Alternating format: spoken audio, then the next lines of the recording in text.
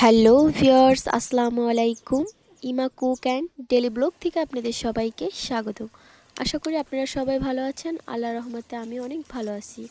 তো ভিডিওটি পুরোপুরি দেখতে থাকেন, স্কিপ না করে। তো আজকের ভিডিওটা হচ্ছে শিং মাছ আলু দিয়ে পাতলা ঝোল করব।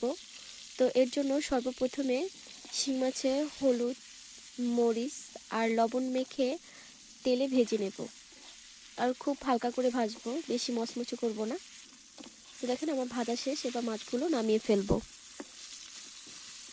শিং মাছ, টাকি মাছ আর শোল মাছ এগুলো না ভেজে রান্না করলেই বেশি মজা লাগে। তো মাছগুলো ওঠানোর পরে বাকি যে তেলটা থাকবে এর ভিতরে দিয়ে দিলাম পেঁয়াজ কুচি। নাড়াচাড়া করে হালকা বাদামি কালার যখন হয়ে আসবে তখন দিয়ে দিলাম জিরা বাটা। পরিমাণ মতো পানি দিয়ে দেব হলুদের গুঁড়া, মরিচের গুঁড়া, স্বাদ মতো লবণ।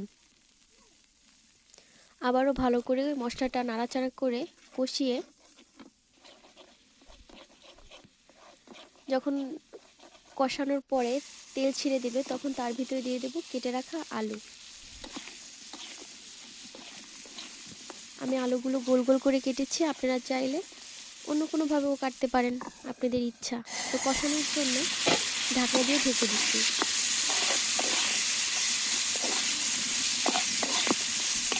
একটা কথা মনে রাখবেন, কষানোর সময় যাতে করে আলুটা সেদ্ধ হয়ে যায় এভাবে কষাতে হবে।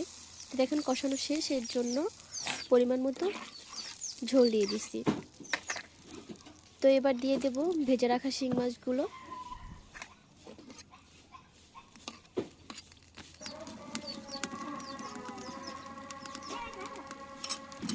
দশ থেকে 12 মিনিট জাল করে ঝোলটা যখন বলক আসবে তখন তার ভিতরে ধনেপাতা কুচি দিয়ে দেব।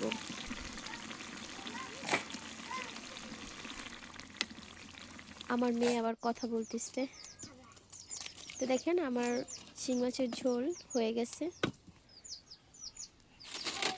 ভিডিওটা যদি ভালো লাগে অবশ্যই লাইক, কমেন্ট, শেয়ার করবেন। আল্লাহ হাফেজ।